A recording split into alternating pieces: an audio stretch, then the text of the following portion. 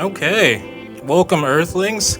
Beautiful day today, August 3rd, 2025. We have a great guest joining us today. Today we have Nicholas MacInnis.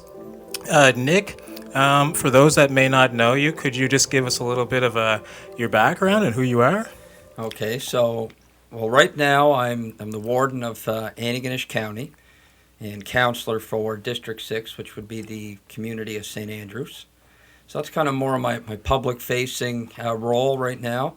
I work for the Nova Scotia Salmon Association. I manage our habitat restoration programs. I've been with them 9 years, working with community groups across the province. Mm-hmm. And I also own Meadow Green Farms. Right. So I have grass-fed beef and lamb operation out in Meadow Green. Mm-hmm. So I'm in St. Andrews. I'm about 7 minutes from the store in St. Andrews. Right, okay. And from Antigonish, from town originally. Grew up in town, not far from you, Janaya. Yep. And I guess always enjoyed the outdoors. Spent a lot of my childhood and teenage years hunting and fishing.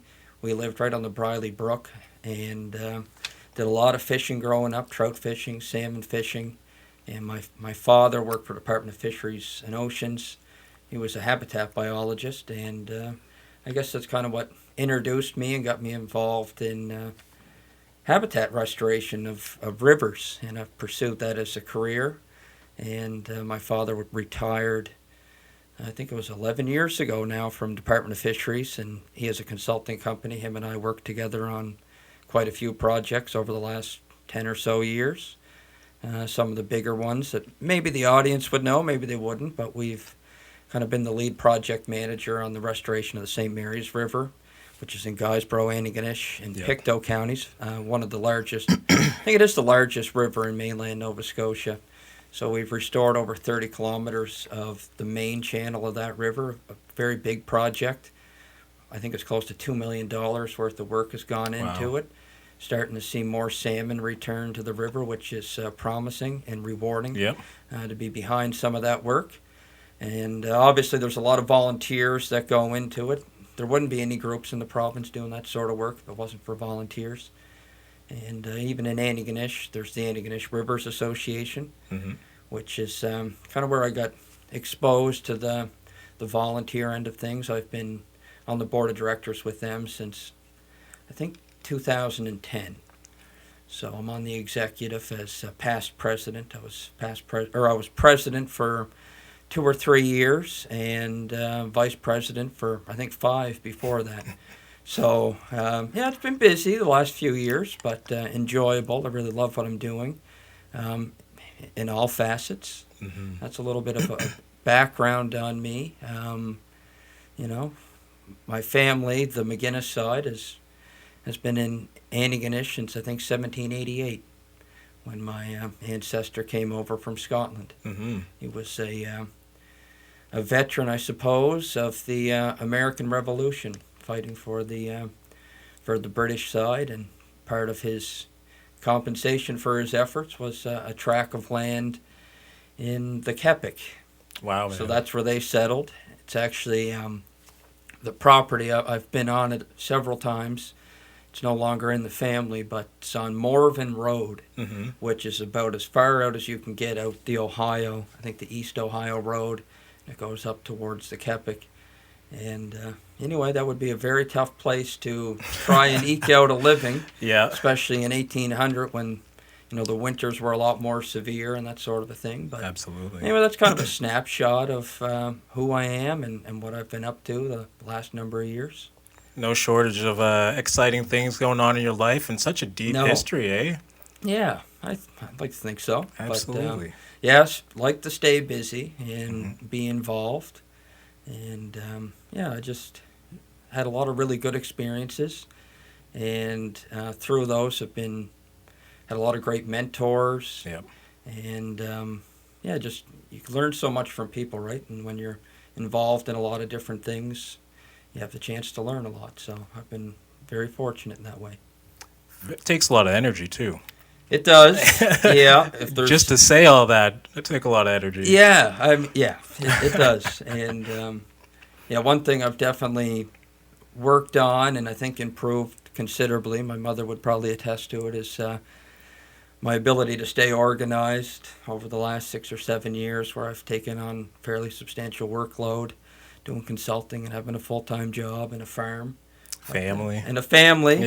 yes. Oh, my God. I married and have a 22-month-old daughter. Congratulations, Reid. Yeah, brother. thank you. She's a little Unreal, redhead. man. Yeah, I've seen the photos. What's her name? Reid. Reid. Yeah. Oh, Love she's it. a ball of fun.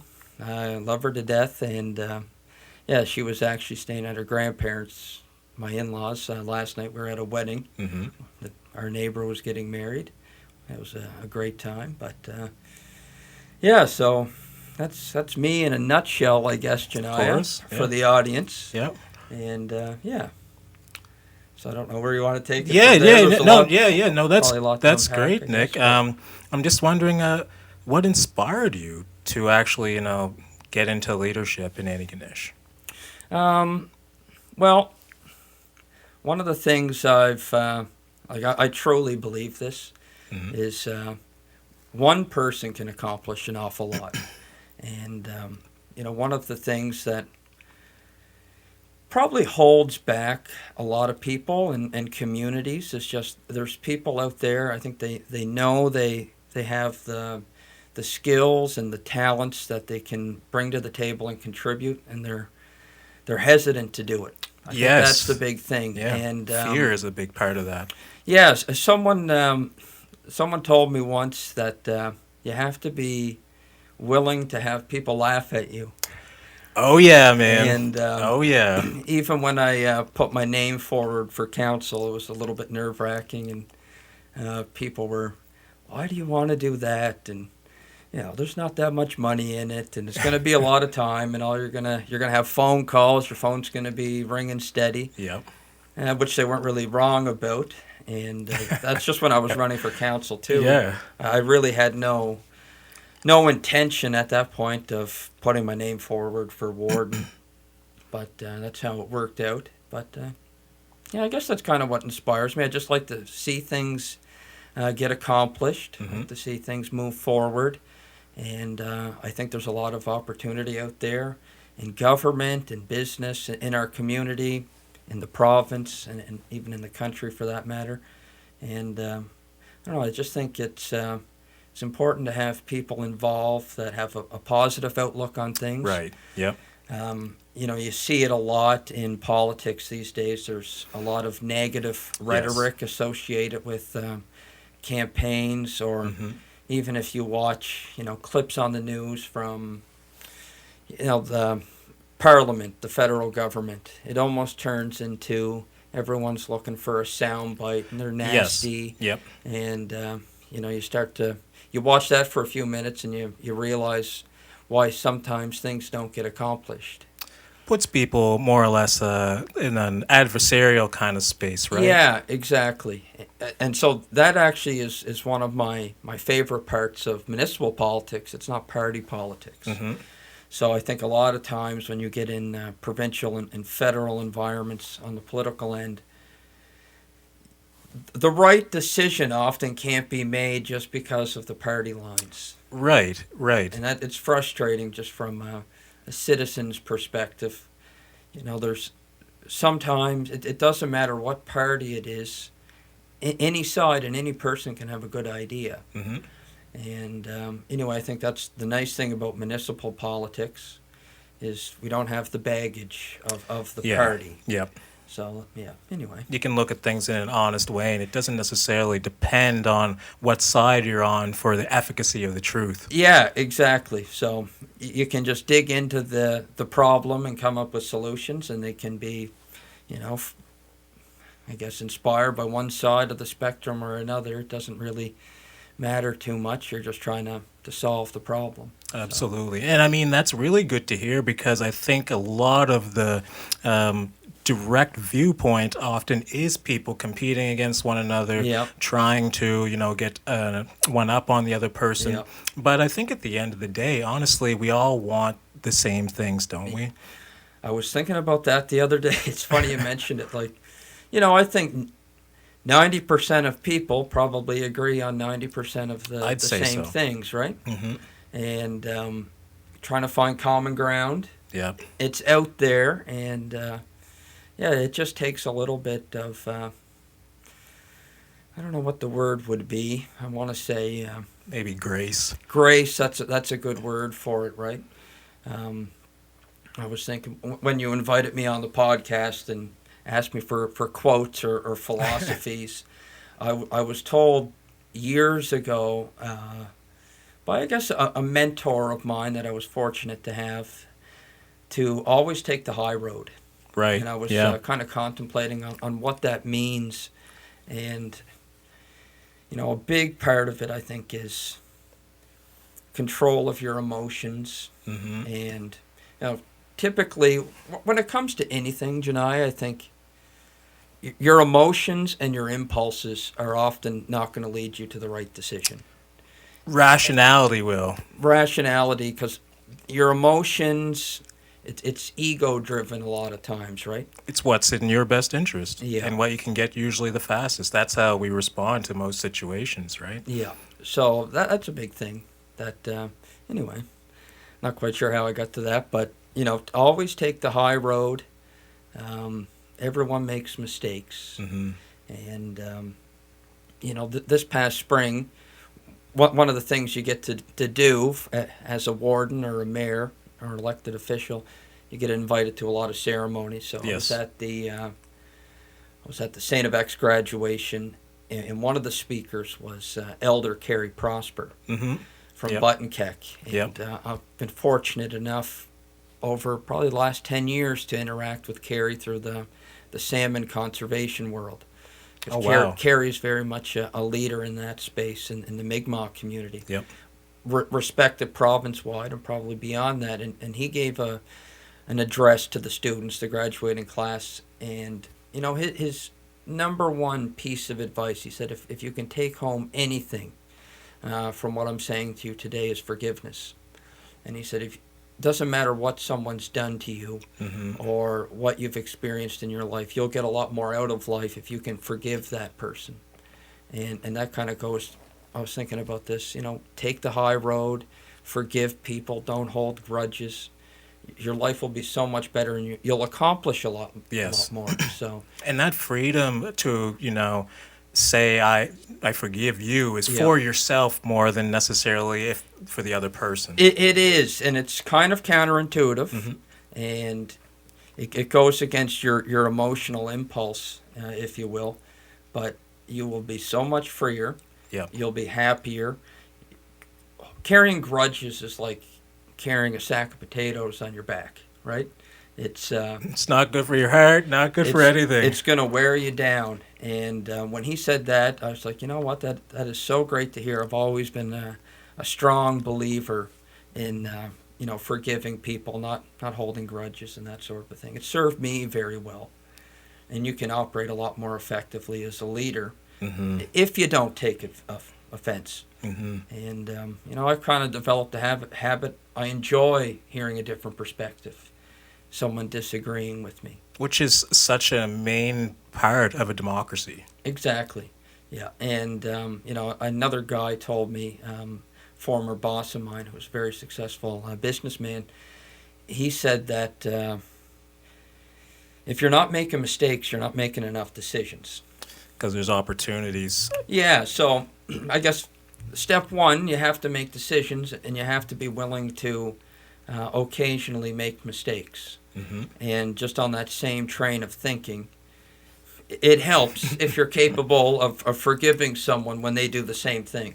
Absolutely. Otherwise, you get in this, they call it paralysis through analysis. Mm-hmm. And I think a lot of times the reason we see that in organizations, it could be business, it Yep. could be government, NGOs, is they don't want to make a mistake because they don't want to be wrong, because they think people maybe won't forgive them. But or humans are making mistakes every day. Every day. That was kind of the point of our existence. We make a mistake and we Yeah. learn from that, and then we succeed Yes, in exactly. the future.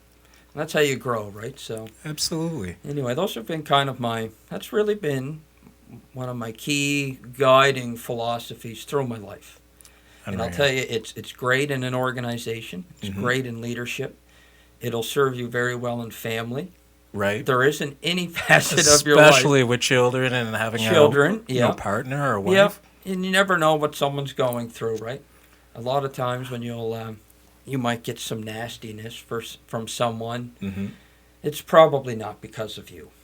It's definitely not because of Yeah. you. It's something from maybe years ago. It could yeah. be from a moment ago. But usually it's an internal thing and not an external thing. Yeah, so Well, I Nick, don't take a whole lot personally. I mean, like, that's a great quality to have as a leader, because I think perhaps too often, if you take things personally, then you can maybe, put your anger towards that person, and maybe, like, it doesn't help, the process as you move forward, Yeah, right? yeah. So, like, I'm sorry to Yeah, interrupt you, no, Janaya, but keep going, man. when you're in leadership of any sort, Mm-hmm. you're gonna take criticism. That's just the nature of the beast, right? Yeah. So I guess you have to be prepared for that. How have you dealt with criticism? Obviously, you've had some. Yeah, honestly, haven't had that much. Okay, yeah. Really, let's just say there hasn't been any negative press Mhm. against the county, generally speaking, that I'm aware of since I came to office, Mhm. which has been nice. I think that might be one part of attributed. Our council gets along pretty good. We have a Right. good group of people on there, and there hasn't been any hot button issues really. Mm-hmm. So I think that's helped, but you always take some criticism. You can go on Ask Antigonish, Okay, and yep. Yeah, there'll be a few you things can probably find something on there. But Yep. people need a place to vent, right? So Of course, man. yeah. What does a day look like for, a day in the life of the warden look like for you, Nick? Well, a typical day. Let's see. I usually get up early. Mm-hmm. My daughter's usually out of bed, or she's waking up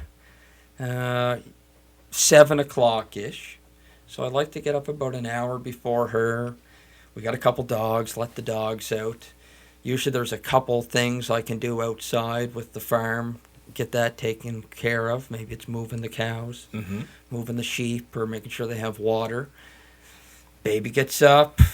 I'm big on nutrition. Yeah. That's I wouldn't say a passion of mine. I guess it would be a passion of mine. I'm a big believer in nutrition, so I'd like to cook her food. Mm-hmm. Big on eggs. Yep. I think eggs are great, especially for a growing brain. Mm-hmm. Eggs and butter. Yes. And so I usually make her scrambled eggs, and we hang out. And then she has daycare, drop her off at about 8 o'clock. And then I do my day job, typically, Mm-hmm. 8 to 4:30. I travel around the province a lot with my job. So I manage what's called the Adopt-A-Stream program, which is...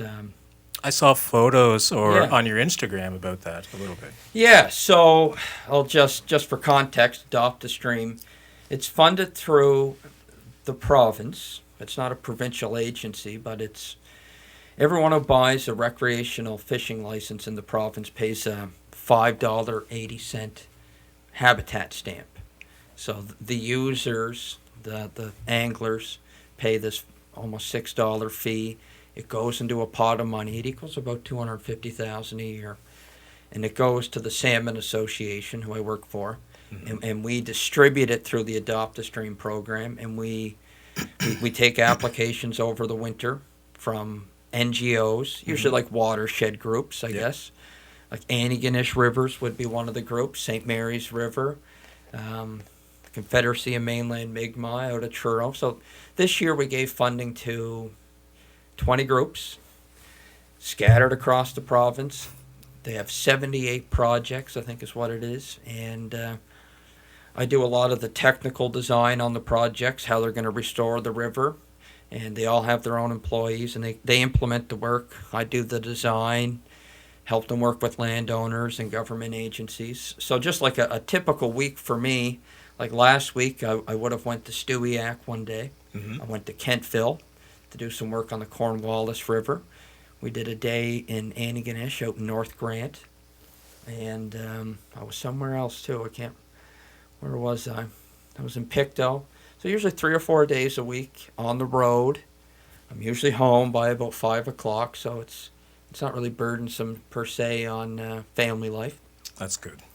And yeah, and then we have council meeting. We usually have 3 meetings a month. Okay. And Yeah, that's and those are actually being streamed online, right? yes, and so anyone watching this episode, I would implore you to tune in. You can come. It's open to the public. It's we only get about 2 or 3 people watching. But people will probably watch like the taped version later. Maybe. Yeah, maybe they do. I don't know. And then we usually have anywhere from 2 to 5 people from the public. Mm-hmm. A lot of times it's the same people they come. And, I fit in meetings with our CAO and counselors, a lot of phone calls in the evenings with counselors, just kind of brainstorming and working through issues. Mm-hmm. Something happening in their community. Does it need to come to council? Do we put it on the agenda? So we talk through those things and direct staff to help out on it. So, yeah, it's a full day. And, 8 o'clock, the baby usually goes down. And my wife and I will go outside and move the cows. Mm-hmm. What's your wife's name, Nick? Krista. Krista. Yeah. So one of the greatest technological advances, I think, in our time is they're like a webcam on the baby monitor. That's awesome, phone. man. I can't remember what it's called, but so you get visual of her. we get visual with a noise alert. So if she stirs, you get an alert on your phone. Anytime you can just go and get a live feed. Incredible. And watch her sleep or. It's good to know for future reference. Yes, it is. It takes a load off because you're always worried. What's happening in there, eh? I wouldn't feel comfortable going outside in the yard and picking around in the garden. Yeah, right? Exactly. The technology is great for those sorts of things. It's not like we leave her. We don't pack up and leave the house or leave the yard or anything. Of course not. Yeah. Anyway, it gives us a little bit of flexibility, and yeah, it's a full day. That's for sure. And pretty much every day is like that. Well, you're getting around, talking to people. You're all over the place, clearly, and you're very busy. Yeah. What are people saying in Antigonish that is like really their top priorities for the county? Yeah, from a council perspective, yeah, that's a good question. There's some themes to it, I guess. Mm-hmm. Like one of the big topics right now is the sewer system in town. Right. We There's can a talk smell about a that. little bit again kind of going on, isn't there? Yeah, I would likely take criticism if I said a little bit of a smell. There has been a significant smell at times. I was at the Highland Games, and it was bad. You could smell it then. I didn't Yes. end up going. I know Yeah. it was free this year, but I didn't end up going. Yeah, it was bad. It's challenging, and the town owns the system. Right. We're a customer of the town. Yeah, I had Sean on, Yeah. and we talked about this in length. Yeah. So we're a customer, bordering on a partner, Mm-hmm. but operationally, it's their facility. They do the day-to-day. They make the decisions. Yeah. We're almost like a wholesale customer in a sense, because we would be their biggest customer. Of course, yeah. We're probably contributing about 40% of the total inflow into the sewer treatment plant is coming from county residents. And I'm sure there's some challenges that might exist because of it, but there's also been benefits to it. And I'll give you an example. Yes, please. The facility was constructed like 55 years ago, and there's a cost to operate that facility. So essentially, we've been 14 years ago. There was an intermunicipal sewer agreement, and I'm going to use rough numbers because I don't have it in front of me, but just roughly speaking, the county will pay 1/3 of the operation costs. And 14 years ago, when they last did the agreement, I think they did a study, and we were contributing about 22% of the inflow into the plant. Mm-hmm. And we paid 1/3. So we paid, I would say, a premium for a number of years. It was a fair deal, though. I wouldn't characterize it as anything other than that. Mm-hmm. And in recent years, there's been more growth in the county. and in the town, yeah. And in the town. Yep. And I'd like to pick up on that before the Yes, conversation please. ends, because there's... We'll get back That's to an that. immigration question a little bit? Well, that's Or just- yeah, I wasn't quite going there, but yes, that's part of it. There's definitely been a lot of immigration. And, but so 14 years ago, we were at like 22%. We paid a third. And now estimates are we're between 30 and 40% of the inflow, and we're still Okay. paying a third. Okay. And so we're starting, it's underway now, a 12-month process, because we have 11 connection points that feed into the sewer system. Right. There could be Williams Point, Ponderosa, Yes, the different districts. Post Road, all the different areas. There's 11 in total. Okay. And so we have an engineer firm hired. They're going to measure all the inflow and then measure the inflow from town residents. And that way we'll have an accurate idea of what our percentage of use is. Mm-hmm. And then we'll negotiate a new agreement. So it'll be very interesting to see where it shakes out at. 30 to 40%. It's probably closer to 40, but so we're between 30 and 40%, probably closer to 40% of the total inflow into the sewer treatment plant. 11 connection points, Mhm. coming from 3 districts. Right. Okay. Okay? And so one of those districts,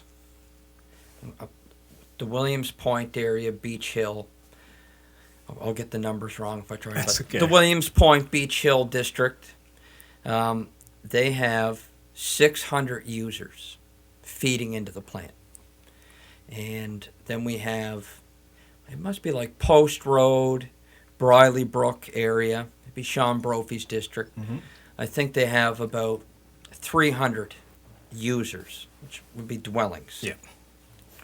And then we have Mount Cameron area, which is where a lot of the new growth has been. Yeah.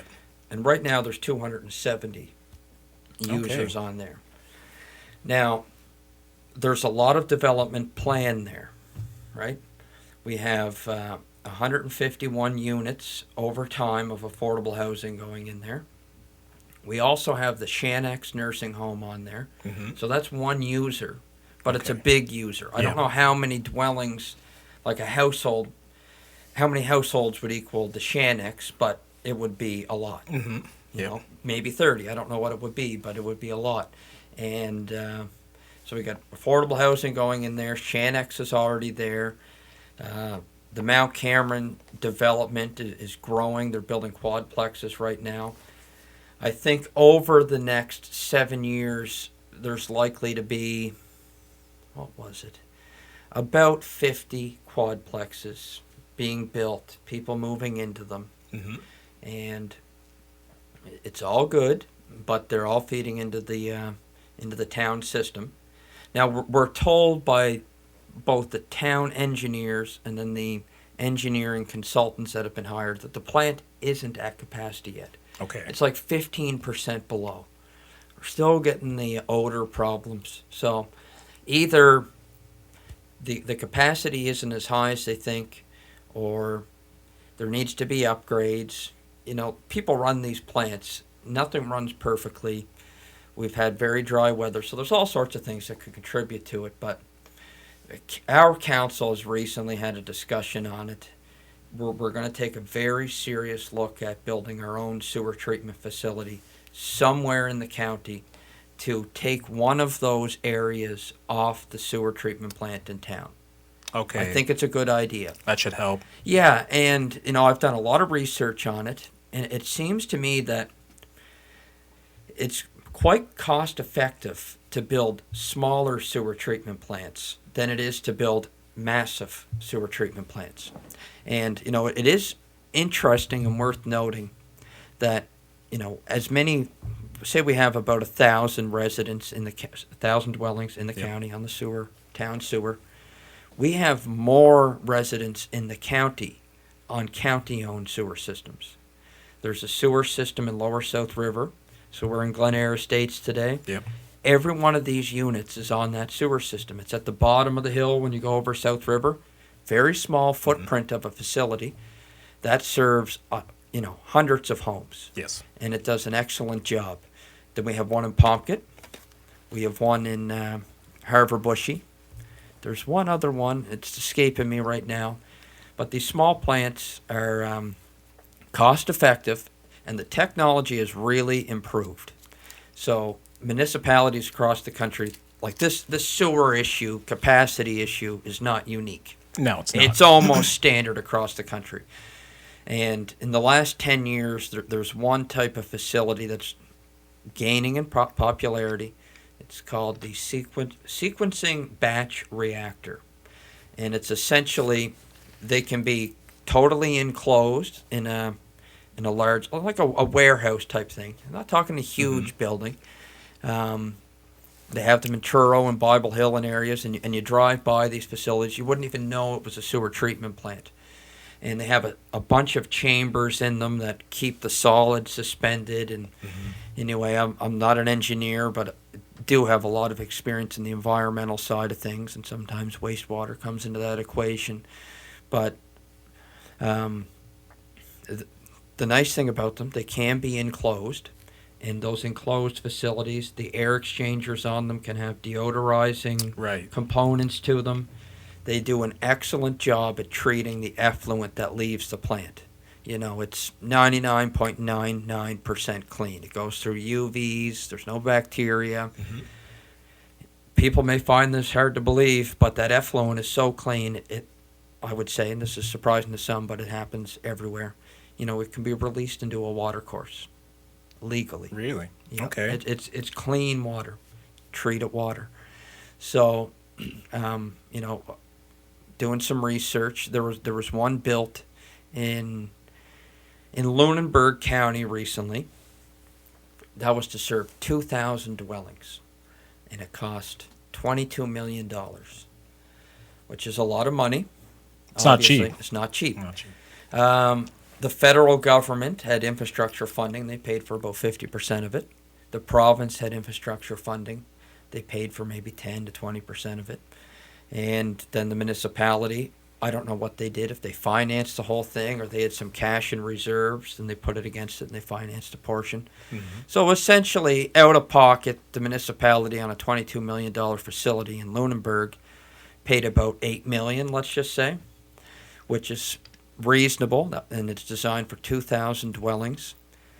So that was probably the largest size that one of these sequencing batch reactors could do. So we went through the numbers. 1,000 dwellings, say you design a facility for that many dwellings, you're probably in the $10 to $12 million ballpark. I think ideally, and hopefully, because I think the federal government, when they come out with their budget this fall, is going to have an infrastructure focus. Right. I can't see how they're not going to, in light of the housing crisis that's in the country, an affordability crisis. You need this type of infrastructure, and it can't happen without federal and provincial government support.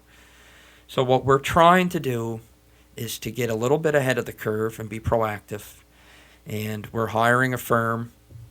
We have a council meeting this week. I'm quite confident the first step is going to be approved from council, and we're going to hire a firm to create a roadmap for us. What are the steps that you need to go through? They're going to look at our existing data, where our users are, how much they're using, and they're going to provide us with a roadmap of what are the intelligent next steps here. Right, yeah. 100%. With the idea that it makes good sense for us to build our own treatment facility somewhere in the county to serve one of these communities. And by no means does this mean that we're not committed to continuing our partnership with the town on the existing facility. That's a critical part of our infrastructure network. It's their infrastructure, but we're in no way abandoning any of that. So if people are watching and know, it's almost impossible for us to wean ourselves off it, if you will. Okay. It wouldn't even make economic sense. And so anyway, it'll just take a bit of the burden off that system. It may give them some breathing room. the town still has a lot of room to develop.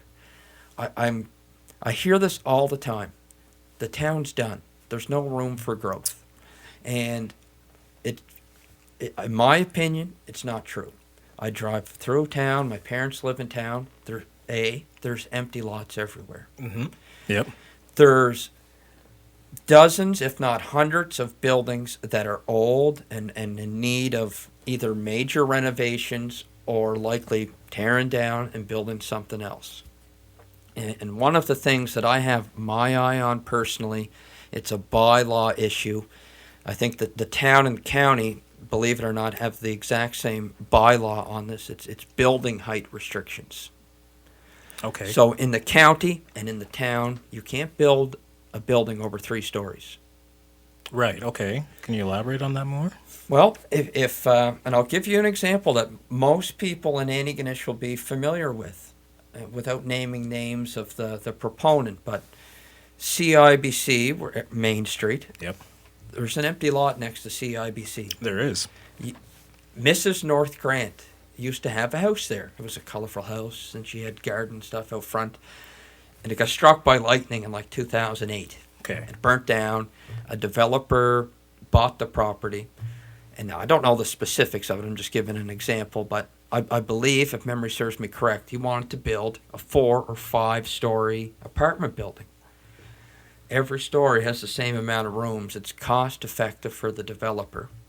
And it wouldn't go through bylaws at the time because it didn't meet the code. Right.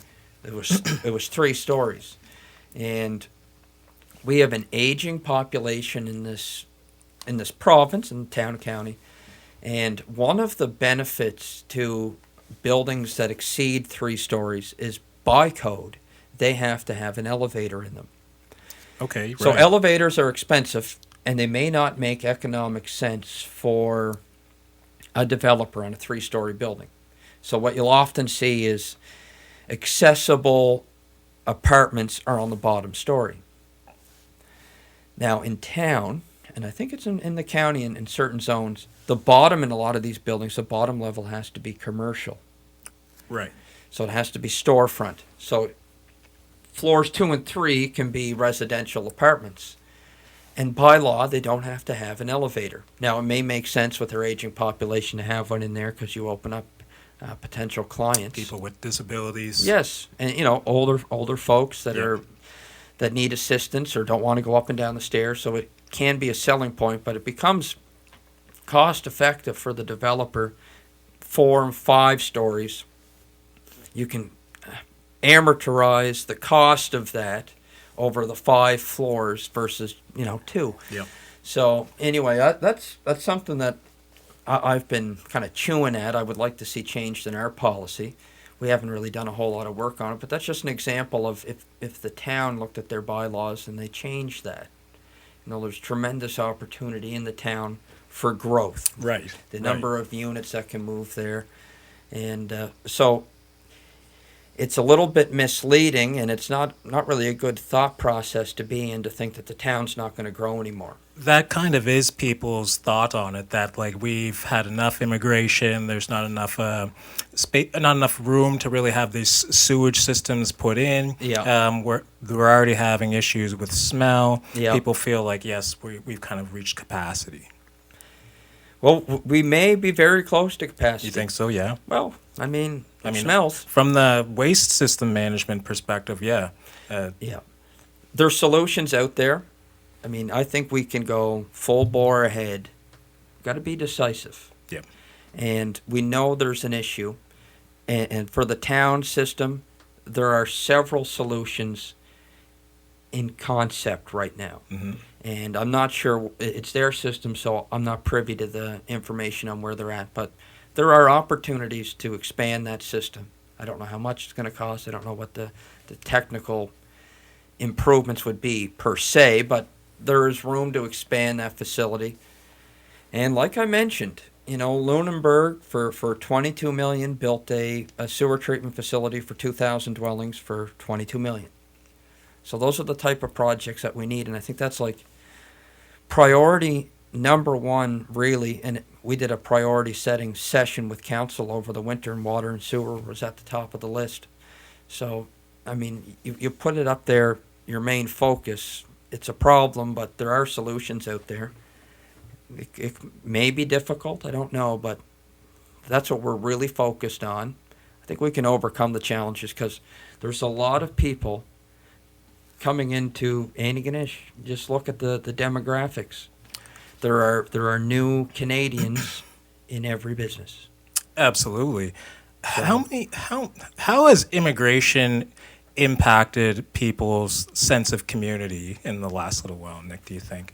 Have people been kind of finding it as like a positive, or are they watching a lot of the news and seeing kind of maybe that there's religious, perhaps issues or just cultural issues? What has your sense been from how people are looking at immigration? it's kind of interesting. You see a lot of it in the news. You do, yes. When I'm out and about and I'm talking to people, it almost never comes up. Okay. Interestingly Okay. enough. And I've heard some business owners tell me that if they didn't have these people coming in and working, they wouldn't have a business. Right, which is part of like the subsidized workers who are, maybe only like temporary citizens. Yeah, some of them here temporary. I can't remember. Temporary workers, yes. Temporary foreign workers. There's all sorts of programs that they can come here through, and there has been a lot of immigration in Canada. Yes. Like yes. I believe, Yeah. 2024 was a record year. Millions of people, right? I want to say, this isn't something that I follow that closely, but it was north of 1.5 million people Mm-hmm. immigrated to Canada in 2024. And then I saw a report the first quarter of this year, there was 800,000. So we're on track to exceed last year. And, I'm sure there's challenges with it, but, if I can quote Frank Sobeys, the famous founder of the Sobeys grocery chain, if you're not growing, you're dying. True. And that was his philosophy with business, and I think it applies to countries and communities. And in Nova Scotia in particular, and in rural Nova Scotia, there hasn't been growth in population in 100 years. our birth rate is plummeting. The birth rate is like 1.5 children per household. I think it's very low. And It doesn't keep up with replacement. that's been reducing for our generation and Yep. the next generation coming. The generation before us, maybe 85% of families or percent of people had children. Yeah. Were maybe about 50% for millennials, something around there. And Yes. the next generation coming under us are projected to have even less. Yeah. It's So you're right. We're not really replenishing. Imagine when we get older, how many construction workers do we need? We need people in just about every sector. yeah. Healthcare. Yeah, especially. Healthcare is a big one. Yeah. It's a struggle, and I think, like I said, I haven't had really anyone come up to me in the public criticizing immigration. And, I have heard a lot of positives about it, especially from the business perspective. And, overall, I think it's great. If there are any issues with it, I don't think it's the immigration per se that's the issue. Right. I think we're in a challenging time right now. Affordability crisis, Mm-hmm. I think that's what they call it. If you look at the price of homes in Antigonish or anywhere in the country, they've essentially doubled in 5 years. Yes. And, I don't want to call it the American dream. That's what we often hear in popular culture. But kind of the Canadian ideal, I think, was you grow up, you have a family, you own a home, and you have some security. And if you put the effort in, you're able to, move forward. Absolutely. in life.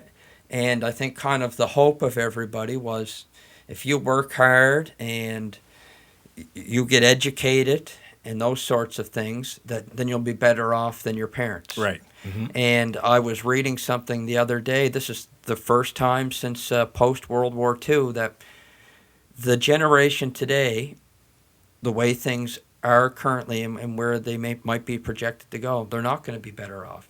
No, they're not. That's a very frustrating thing for people to come to terms with. Of course. It's in some sense, it's unfair, and that can create a lot of hostility socially. So people kind of look for a scapegoat sometimes. Look for a scapegoat. And that is why, in some sense, that I'm so determined to come up with ways for the county to solve our own sewer issue quickly, is because if we have to start saying no to developers and slow down the supply of housing, the price is only going to go up. Yep. And it's not fair to people for us to be another impediment to affordability, if you want to call it that.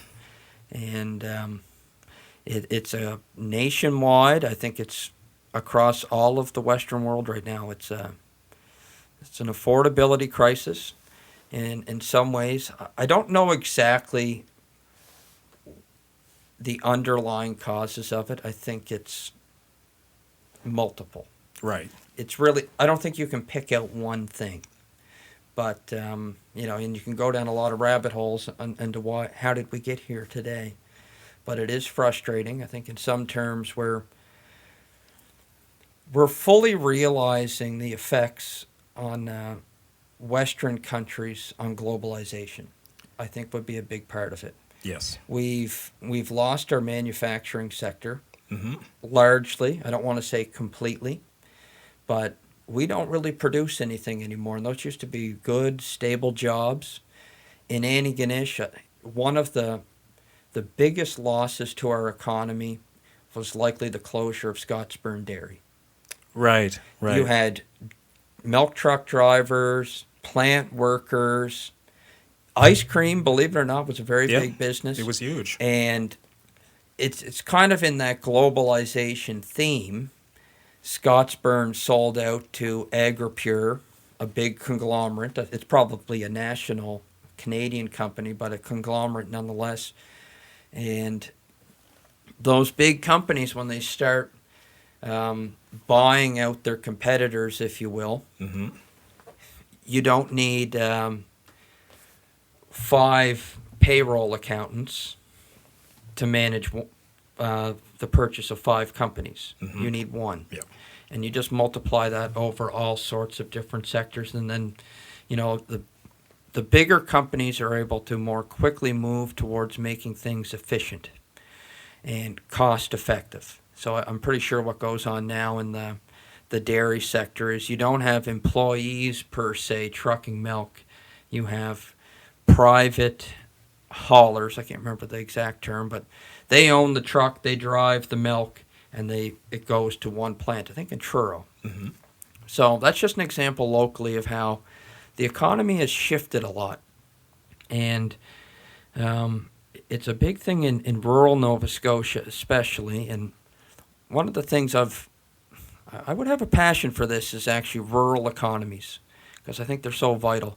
And this is kind of at the start of this whole process, like 50% of Nova Scotians still live in rural areas. Yep.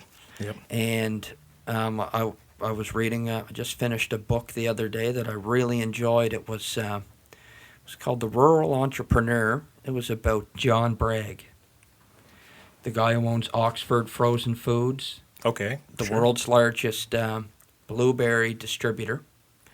And he also owns Eastlink. Okay. And a couple points. What's his name again? John Bragg. Bragg with 2 G's. It was written by Donald Savoy, who he's a professor of public policy at the University of Moncton. And he wrote 3 books that I've read. I really enjoy entrepreneurship biographies. He wrote one on Harrison McCain, McCain French fries. Yep. Very interesting. And then he wrote one about 7 years ago called Looking for Bootstraps. And it was talking about the decline in rural maritime economies. And then this more recent one is on John Bragg.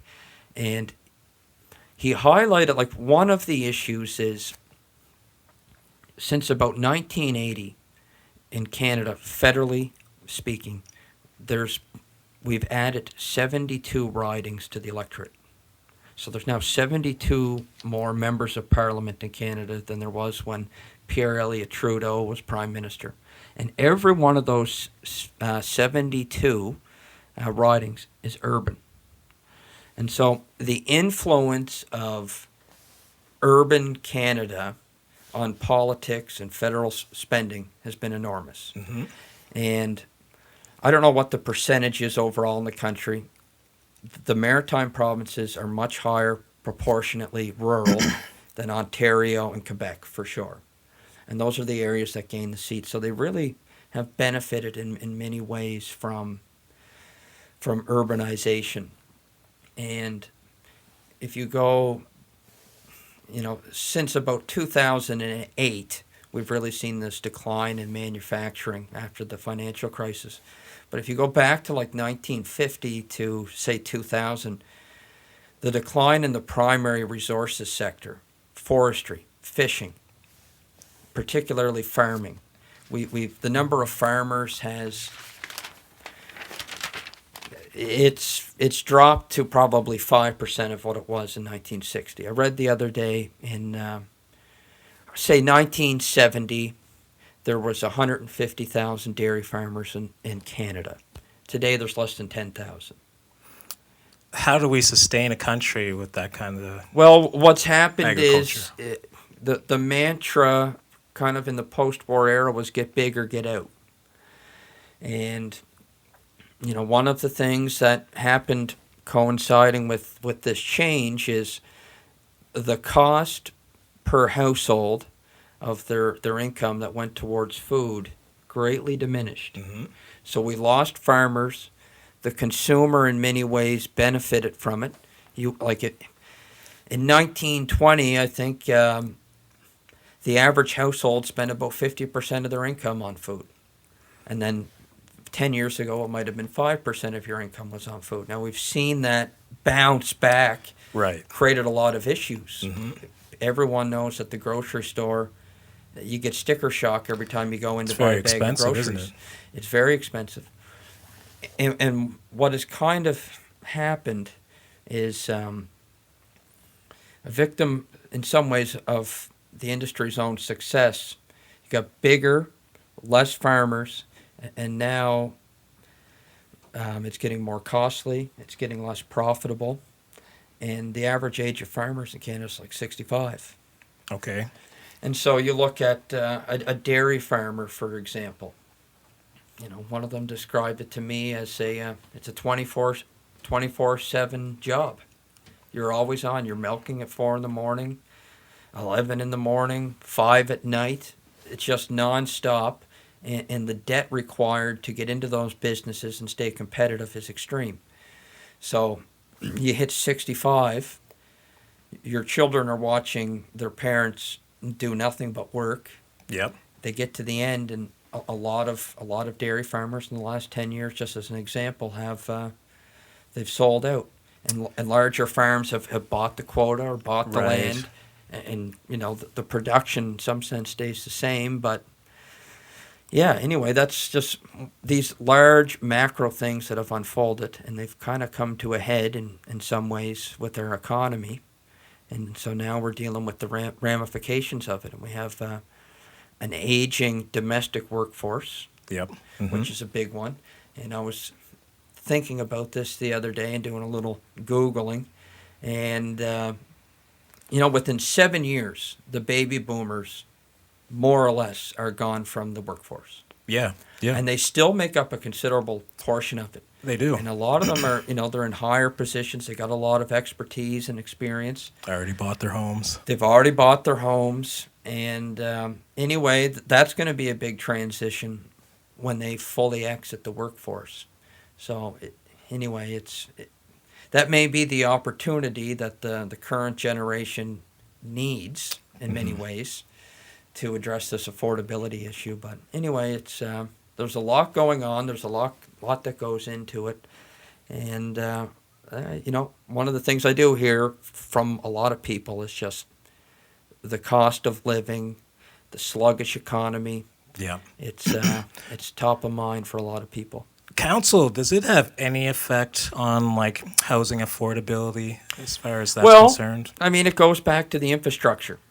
The more the sewage. Yeah, systems. so the more infrastructure, the better infrastructure that we put forward, the more development can happen. Mm-hmm. And so if you live in, if you're in Meadow Green where I live, and you have 10 acres and you want to subdivide it to put homes up, you might be allowed to put 5 homes on 10 acres. Right.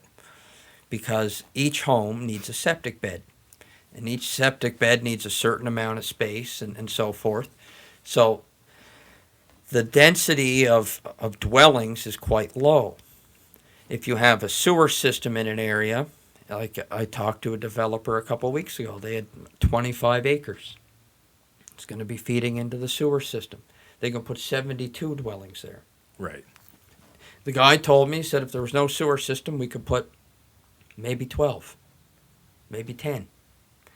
And they're going to have 72.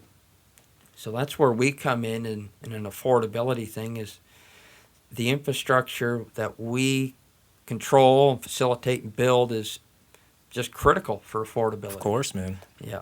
And, it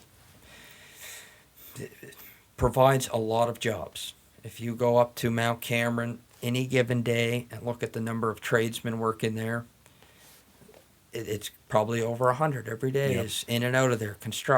Carpenters, concrete, electricians. And we need a lot of those things as the years come. Yeah, exactly. So it's all interrelated, and we have a role to play for sure. And how do we keep, with all that being said, how do we keep younger people in Antigonish and in Nova Scotia so that we actually can thrive as we move to the future? So, Janai, you'll probably remember when you graduated high school. Mm-hmm. You would have heard this almost every day. You know what you should do? You should move to Alberta. Yeah, that was most people's dream. Actually, I did have ambitions to move there. My mother got sick, ended up staying home, but that was kind of the trajectory for many people. That's where the money was, essentially. Yeah.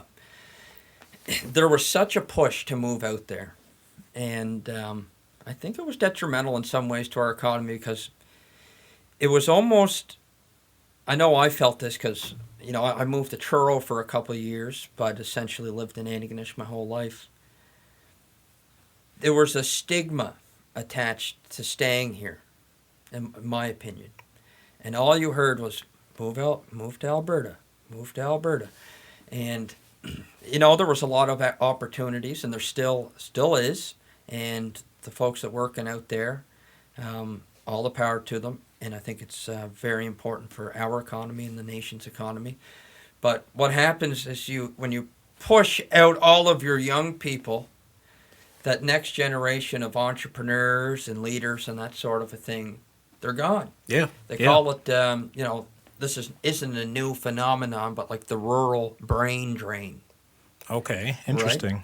Yeah, so like if you've got an education and you're from Nova Scotia and you're a young person, the standard advice is to move. Go somewhere else. And ironically, in some sense, there was like this idea that the move away and hopefully the government is going to do something to facilitate industry in Nova Scotia so that you can move home. Mm-hmm. Like if you remember in like from about 2004 to 2010, let's say that time period, Goldboro. Yeah. We're going to have LNG in Goldboro. There's going to be something in Bear Head. Fort Mac. Right? What's that? Fort Mac. But do you remember when they were looking at Guysborough for an LNG terminal? Yes. It's like the government's got to get off their behind and soon as they get that LNG thing, there'll be a... Yeah, things will be better. It's not a good philosophy to put your hopes on the government to create the economy 100%. Let's just put it that way. Yeah. And so actually, and that's one of the things that I took away from this John Bragg book I just finished reading is, and I think the evidence actually is very strong to support this. You need young, ambitious entrepreneurs to stay in the province, to build businesses, to see opportunities that others don't see. Your younger generation are the ones that are going to see opportunities where the established operators may not see them. Mm-hmm. And so there's such an opportunity just having young people here. And I bet you a lot of these new Canadians that we're seeing working throughout town, and a lot of them came from places that would be much worse than us, where they would be very envious of the problems that we have. I bet you they see a lot of opportunity. And I would say a lot of these new Canadians are going to be the entrepreneurs of the future. Time will tell, but I wouldn't be surprised because, you have to, if you appreciate where you're at, I think you're going to be more open to seeing opportunities. And so, and I do, there's a lot of people from here, by and large, most of them are quite happy to be here and thankful for what they have. Sometimes maybe not quite realizing how lucky we are in some sense, but... Oh, we're so extremely lucky. I mean, if you earn, I think, $30,000 at least, which might not seem like a lot comparatively in Canada, you're literally, you're not a millionaire or a billionaire, which people always look at that percentage. Yep. But if you earn $30,000 in Canada, you're actually part of the 1%. Globally. Yeah. Well, there's still 2 billion people on the planet making less than $1 a day or $2 a day. So perspective is important. Doesn't mean that we shouldn't be trying to grow our economy and get stronger by any means. But anyway, it'll be interesting to see how things play out. But I can say personally, I'm very optimistic about Nova Scotia, Antigonish. There's a lot of opportunity. You mentioned earlier I have a YouTube channel, mostly focused on farming, because I do think there is a tremendous opportunity for new entrants into farming to get into it, particularly in my opinion in the beef and sheep sectors. I just think there's tremendous opportunity there. In 1950, 80% of the province was farmland. Right, yeah. Most of that would have been pasture land. Most of that is now forest, not very healthy forest. Usually it's been clear cut several times. Pasture land is, I'm going to put a pitch in there, and maybe I'll inspire one person to think about it, but you can pasture animals on land that you can't get machines on. Right, yeah. So the opportunity and the potential for that land to get put into production is very high. And that type of land is actually probably the only affordable type of farmland we have left in this country. So that's just one opportunity. There's all sorts of them out there. Yeah. Hopefully we can, start to find ways to bridge those gaps and have people come and stay in Antigonish and actually, have families here. Yep.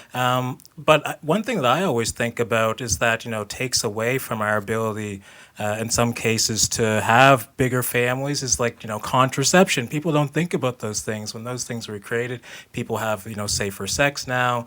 People, have birth control. So, Yep. we don't have as many children. But now we're finding out that we're really kind of going to need to have those children. So one answer sometimes creates a problem sometimes in the future. Yeah, well, the Catholic Church very much resisted contraception. Right. Probably for those reasons, I guess. I didn't really think of that till you brought it up. But yeah, that may play a part in it. I think the affordability thing is, I have one child. That's expensive. Yep. I can't imagine the grocery bill that a family of 4 would have. Mm-hmm. They all seem to make it work, roughly speaking. And I don't think any of them regret having large families, but it is much more difficult, and it makes people think twice about it. And it's unfortunate in many ways. Families, 30, 40 years ago, 12 people. Yeah. You talk to people and they have 10 siblings and things Yep. like that. And now it's just, In one child. much smaller homes. Much smaller homes. You're right. Yeah. It's impressive how many people were under one roof back then. And, I've thought about that a lot because, it seems that loneliness, we had Dr. John Chess on, Okay. community leader. He's involved in the KEPIC, my physician actually. But he gave a presentation to us about a month ago, and he talked about getting seniors out of the long-term care facilities like the RK. Right. There's even Out another to the one. KEPIC, out with people, in nature, etc. And he just talked about we're kind of in this loneliness epidemic where we're one of, what did he said, loneliness is as harmful to your health as smoking a pack of cigarettes a day, statistically. 100%. Yeah. And I believe it. And when that is one of the things we're going to have to come to grips with the smaller families. Because if you had a family of 8 children and 6 move away, you still have 2 in town. Right. Yep. If you have a family of 2 children and they both move away, you don't have anyone in town. And that can get quite lonely. And then a spouse dies. So I think the older generation is starting to feel that. I talk to a lot of people with grandparents, or you talk to physicians or people that are working at these nursing homes, and there's a lot of people in there that are lonely. And small families is probably a contributing factor to that. So, I mean, it just goes back to the whole thing that we really need to figure out a way to get affordability back in the country, generally speaking. And it's going to be tough. I don't have most of the answers, but anyway, I think you can't solve a problem if you don't recognize it either. Absolutely, right? man. So with all these, difficulties and all these things that you have to take on and think about, and how are people going to stay healthy in the future? How are they supported? Like, what programs can they do to feel part of the community and not feel neglected? What keeps you motivated, man, to keep pushing for those things to happen? I just know it can be done. Yep. I guess I just, I love reading books. I love reading biographies, and I think I said it earlier, but one person can accomplish a lot when they're motivated and they stick to it. Mm-hmm. And what we need is a multitude of individuals that's, chart a course, stick to it, don't let the tough times deter you. Yep. And just kind of keep your eyes on the prize, so to speak. But there are opportunities, and it helps to look in other places where they've had successes. You're not going to find any place that's been successful in everything, but you can find many places that have done at least one thing right that you can learn from. Mm-hmm. And I don't know. I think what keeps me motivated is in the roles that I'm in, I think I can do some of those things. Whatever it is, if it's turning scrub brush property back into farmland, or helping develop a new sewer system, helping watershed groups grow and increase their funding and train their employees and that sort of a thing. So, I just, in my own experiences so far, I've just been, I want to say I've been successful, but I've seen a lot of success stories come from that. And just one person can do a lot. A lot of people can accomplish just about anything, right? Mm-hmm. So if you don't stand up and do your part, don't expect someone else to pick pick up the torch and go with it themselves, right? Yep, 100%. So, if there's one thing that I don't want to say I'd inspire someone, but encourage someone, younger people, under 40, to get involved. Right. In anything. And there are lots of young people involved in organizations and in politics, but if you're out there and you're sitting on the fence about joining a group or staying on or going on a board of directors, planting a garden, get off the fence and give it a try and go through the challenges. There'll be ups and downs, but a little sacrifice. But that's what we need in the community, I think. And there is a lot of it.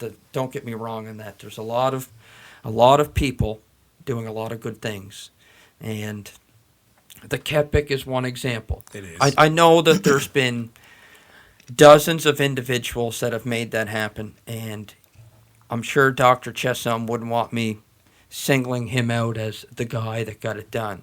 But I would question whether or not the Kepik would be where it is today if not for Dr. Chesson.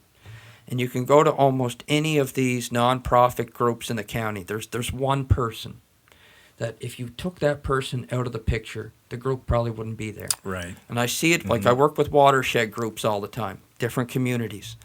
And every one of those groups, I know there's one person in that group that is keeping the ball rolling. They're keeping things moving forward. They're staying committed to it. Long-term commitment can go a long way, right? Absolutely. So you're right. People taking on, the objective of getting, a part of the town, getting into politics, being involved. Obviously, it's scary, but seeing people like you take that first step and realizing that, people need support. Somebody will hear this and hopefully, they will get into, the discourse as far as the town is concerned and being involved in politics. Man. So Nick, if you could describe Antigonish in one word, how would you describe it? In one word? Yes, sir. I almost want to say inspirational. There's so much. So many of the pillars of our community that are very unique to our community. I'll just give you an example. We have St. Avex's University, started by I think a group of priests. Yeah.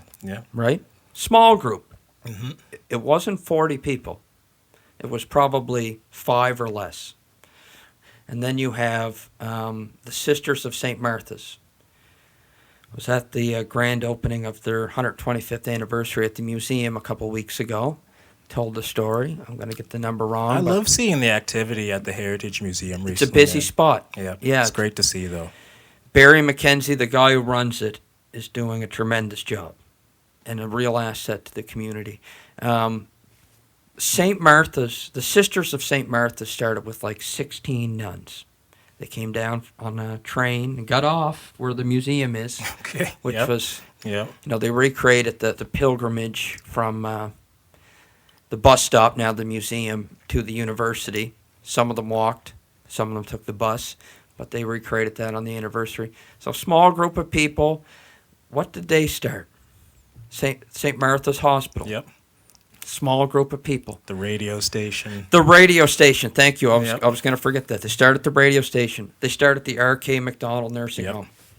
So all of these things that are absolutely critical to this community, that have shaped its identity, started by small groups of people.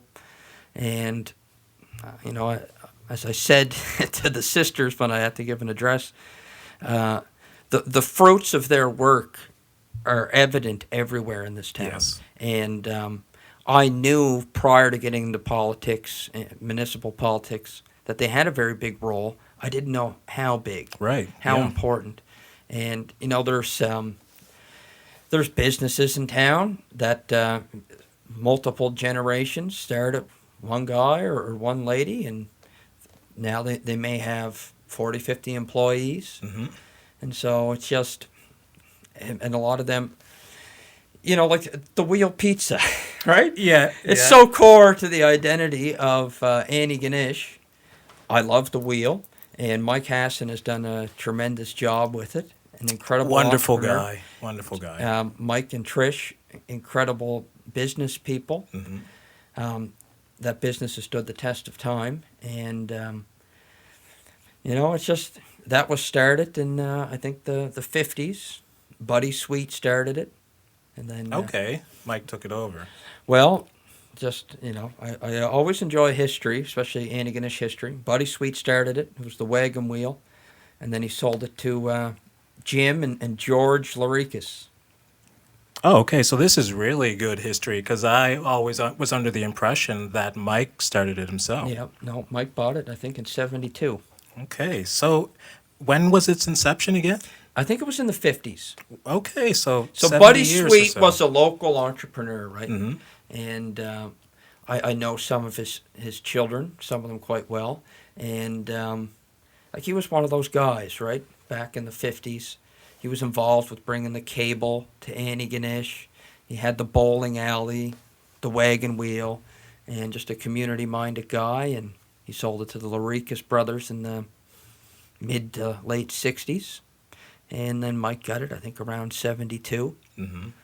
Mike, I hope I got the dates right, but it's something like that. Anyway, it's just... Shout out to Mike, by the way. Honestly, man. Yes. Wheel Pizza. Hello. I'd love to have him on the podcast sometime. That would be amazing. Yes, that's one of my goals. That would be the classic edition, I think. Just don't get him on after the Leafs get booted from the playoffs. Right. Yeah, it's a sensitive time for people after, and they did really well this past season. Yes, to be honest, I haven't followed much hockey, but Me either, man. I try to dip my toes in a little bit, Yeah. but I don't follow it the way I used to. No. I mean, as you become an adult, there's certain priorities that Yep. take priority. yeah. Yeah. So anyway, that's just inspirational. There's course. a lot to be inspired about Antigonish. Really. And you mentioned about the church and the impact that the sisters had. Yep. Do you have a practice that keeps you centered as a leader? Like, are you religious at all? Do you practice anything? No, I'm not an active church goer or Mhm. anything like that by any means, but there's certainly a lot you can learn from religions. Right. And in Christianity, the doctrine, if you will, of forgiveness, which we talked about, is core to that. And if anyone can embrace that as a mindset, it can serve you so well. So yeah, that's just, you certainly need to. I don't know how to say this quite, but I'm not a higher power, but if you're putting yourself first all the time. Yes. And I think that's what religion does so well, is it doesn't put the individual first. There's an external source. There's a higher power, and the serving of others, and it's served this community very well. That type of mindset, for sure.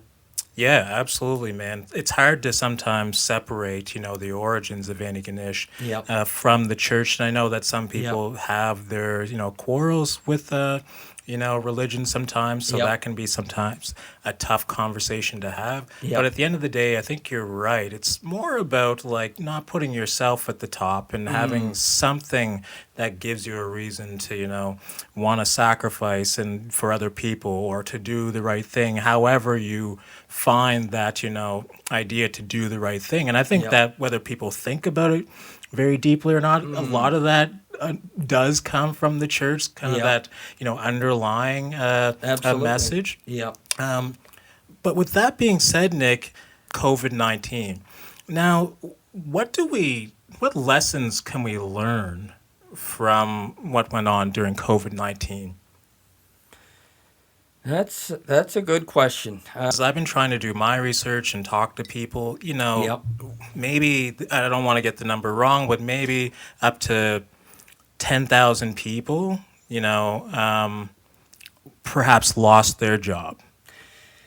Well, and- yeah, that was one of the things I struggled with in COVID was, And they had to choose between either taking the shot or, losing their occupation, and that kind of became, more of a pressure situation. It was very divisive, and the thing I struggled with during COVID was this categorization of essential jobs, right? Right, yes. If you are, I don't know what an example would be, but and no doubt about it, if you're a nurse, you're an essential worker. Yep. But if you are if you're working at a movie theater, apparently you're not an essential worker. Right. And so you got laid off.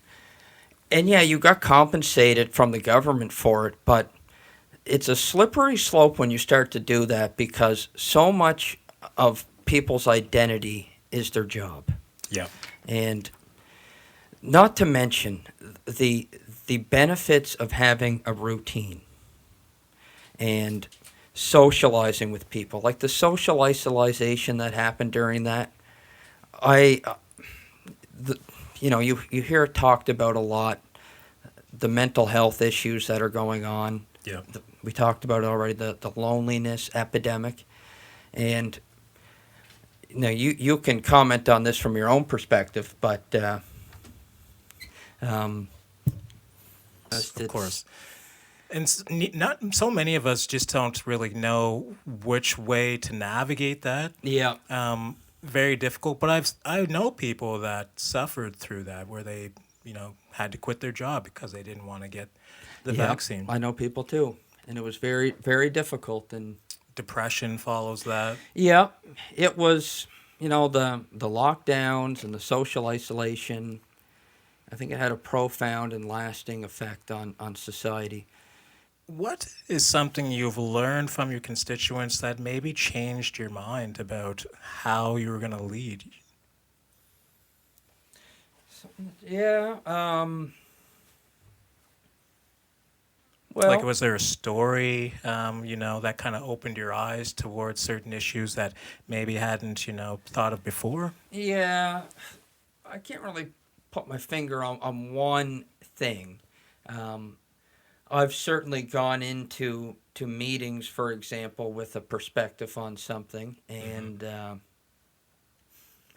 other counselors, there's 10 of us, have brought forward different perspectives. You hear them out, and it makes you change your mind. Right. Okay. And I've certainly become more exposed to certain issues, like the homelessness issue would be one of the issues that I wouldn't have had a whole lot of experience with. Like, I live in Meadow Green. I'm 20 minutes from town. I go to town during the day, to get groceries, to go to the feed store and that sort of a thing. But I'm not driving up and down Main Street at 10 p.m. seeing someone sleeping in the entryway to CIBC or something like that. So, yeah, that was one of the things, homelessness. It's we don't have it like they do in Halifax or the major cities, but it's there. And, there's someone apparently living behind Walmart this winter in a tent. Okay. We had 3 weeks there. It was minus 20, minus 22. Yep. And, it was, you feel for those people, and you start to prioritize things a little bit different when you get exposed to those things, I guess. Absolutely. What would you say is perhaps your proudest moment since you've been in public service, Nick? Well, I don't know. I was proud we got our budget through. Right. Without raising taxes. Mm-hmm. While still making what I would consider a substantial investment in the community. Like, we gave $450,000, we distributed $450,000 to various community groups for different projects. We were able to do that. You even lowered the property tax, I think, for low-income families. Is that true? We raised the threshold for what's considered low income. Okay. Yeah. Okay. So I can't remember what the threshold. It might have been like 30,000. 30,000 to 40,000 or something. Yeah. So. For years, I think it was 30,000. Yeah. Or even lower for an individual, I think. Yeah. I can't remember what it is exactly. I think it might be 40,000 for a household. And, like you've heard the term living wage. Mm-hmm. Like apparently in Nova Scotia, the living wage is like 47,000. So if you're not making 47,000 a year, it's difficult. Yeah. Yeah. And we talked about this in other areas, but things are expensive these days, and that's why that living wage has increased over time. I remember, when minimum wage was $11. Yeah. And everyone said, if we just get to 15, we'll bump everyone up into that living wage standpoint bracket, you know what I mean? So, Mm-hmm. yeah, and now I think like the living hourly wage is $19 or $21. Is the interesting part about minimum wage going up Yep. that increases the cost of all goods, right? Once let's say, because most businesses are not nonprofits, they aren't a charity. They every time wage goes up, they need to increase the price of goods. So are we kind of in a an interesting situation where yes, the minimum wage keeps going up, but then the price of goods won't allow you to really flourish? And that's a delicate balance Right. economically. You start let's just put it this way: if you put the minimum wage up to $30 an hour, Mm-hmm. there'd be a lot of layoffs. So I'm not saying that it shouldn't be. Is it 15? I'm not saying it shouldn't be that, but it is something that needs to be adjusted very carefully. Right. And I think what they've been doing is an okay strategy where they've been kind of pegging it with the cost of living. But yeah, that is a challenge for sure. And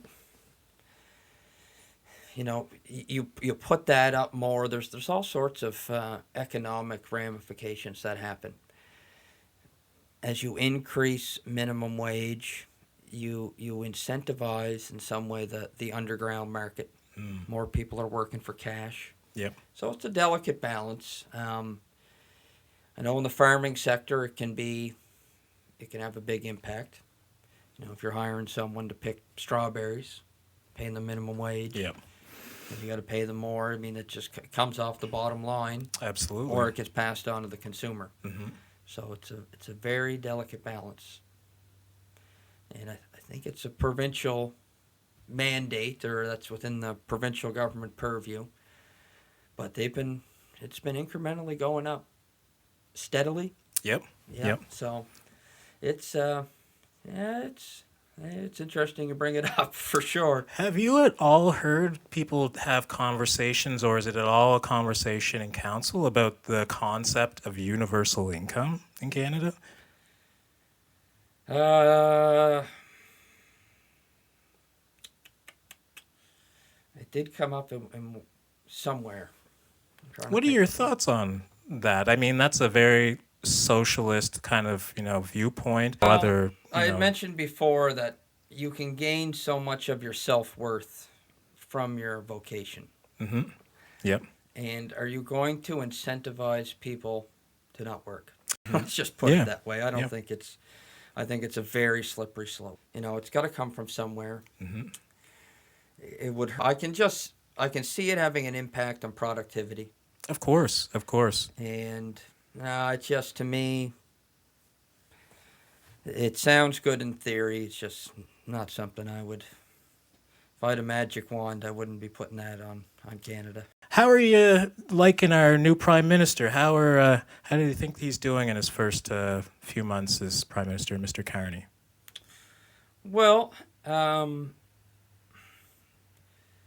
will say that he does have a very stately outward appearance. It's why he was elected, I'm sure. I think so. There was fear of what was going on in the United States, and people turned to him as he has the confidence. He had, experience. Reserved. He had the experience. Yeah.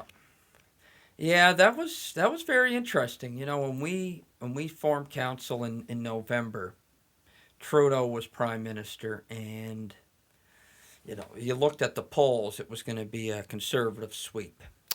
Yes. And 30 points up until the end there. And I was getting mentally ready for the Trudeau era was big spending for sure. That's continuing. And it is continuing. Yeah. I think the deck's getting shuffled though. Okay. Like the focus on climate, environment, social programs was certainly a pillar of the Trudeau era, and municipalities were able to capitalize on a lot of the spending, infrastructure programs and whatnot. And I was kind of getting ready for austerity. Yeah. Like we're going to see a clawback in government support. Now, when was the election? Was it in April? Yes. Yep. It was in April, yeah. Yep. So we still don't have a budget. Yeah, we don't. And months away from the supposed budget plan.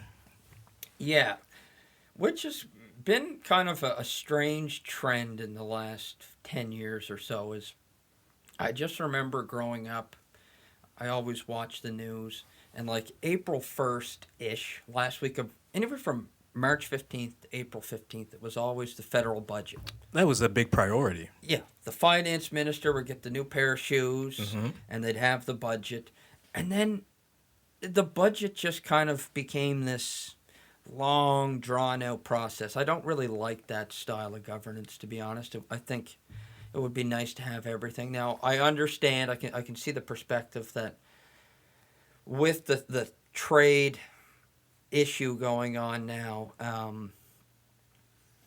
there's a lot of uncertainty. Of course. And so maybe the argument could be made that in light of the uncertainty, it makes sense to let's not put out a budget right now. Right. Let's just wait and see where we're at by September. How it goes. Mm-hmm. Parliament doesn't usually sit in the summer. So, yeah, what we're moving towards for sure is a major increase in military spending. But all the NATO countries, maybe this is a bit, I don't want to say it's harsh, but if you sign an agreement that you commit to spending 2% of your GDP on military, and you don't do it. Yeah. Ever. Yep. I mean, it should really come as no surprise that you get called on it. And Exactly. now, every one of the NATO members, except the U.S., has failed to meet their commitments. Mm-hmm. And now they're playing catch-up, and it really should have been something that never was let slip. It never should have. It should have been every year at the budget. If you sign an agreement and it's 2% of your GDP is going to military expenditures, then right off the bat, you know that 2%, whatever that would equal, is going to military spending. Mm-hmm. That's, in my opinion, how a partnership should work. And then that doesn't happen, and you set yourself up for Trump coming in and coming out with demands. Yeah. Like I've heard, I didn't know we'd breach this topic, but I believe like Germany has committed to spending upwards of 5%. Okay. On military. And that might not come into effect till like 2032, but it's good in a sense. I'm not saying that I'm for militarization, not by any means. But if you sign an agreement, and that's your number. And your country needs to do its part. Who's protecting you if you don't have, that's it. a relevant military? And you see with the trade deal now with this, Trump's calling it the Golden Dome. It's going to protect the U.S. and Canada, allegedly, from the north and on both coasts. Yep. Like he's basically saying now in this trade, I don't like calling it a trade war. Everything's a war. You got the war against drugs, the war against... Right. I hate calling things trade war. The trade issue, he's got us over the barrel. Yep. You have failed to invest in your military. You're incapable of defending yourself. And so that's probably why he was so, humorous about the idea of a 51st state. Like Canada. Well, he's the ultimate troll. You don't protect yourself. Yeah. But then, we're here to protect you. And then many people at the same time would, say, oh, Trump this, or Yep. it's like, well, at the same time, Canada doesn't even protect itself. And then, like, we're not better than the United States. We need to do our part to protect ourselves, but Yeah. we're in a sense lucky that we're next door neighbor to our big brother, big sister, the United States, which Yep. is maybe the, superpower militarily in the world, It is. right? No question. Yeah, we didn't think that through very well. And interprovincial trade. And it wasn't just the Liberal government. Like, for a long time, we've been putting off a number of things. Yeah. Which Well, makes you think, like, well, why? Like, and then the United States also went along with those agreements for quite a long time, and now Yeah. we have someone new in power who's Yeah. saying, we want to bring back, jobs to the United States. We want you to Yep. pay your fair share. well, that kind of goes back to what we talked about earlier. This whole globalization thing, in my opinion, in the last few years has just been fully realized. Mm-hmm. And Trump was probably the first politician in the West to sense that. Yep. And I think it was a little more pronounced in the U.S. Like the U.S. Midwest hollowed out. It used to be the manufacturing epicenter of the world. Mm-hmm. And if you look at places like Ohio and where They else? They went to Asia and many They places. went to Asia, and just like I mentioned with the food, things got cheaper. Yep. They didn't get better. You probably aren't. You're cheaper food in some sense. You pay for it in the long run a lot of times, right? Yes. And so, if anyone's bought a washing machine or a dryer, my parents in their house, they have a 35-year-old washer and dryer. Things don't last anymore, bro. I mean, you're lucky to get plumbers and appliance repair people tell you if you get 10 years out of an appliance, you've done really well. That TV in the corner Yep. lasted a few months. Yep. Broken.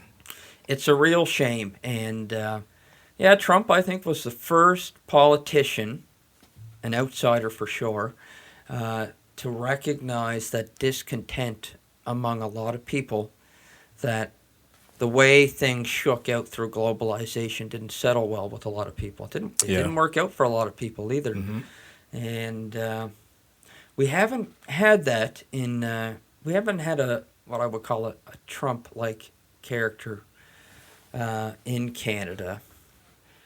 People, if someone doesn't like a politician now, they're Trumpy. Right, which is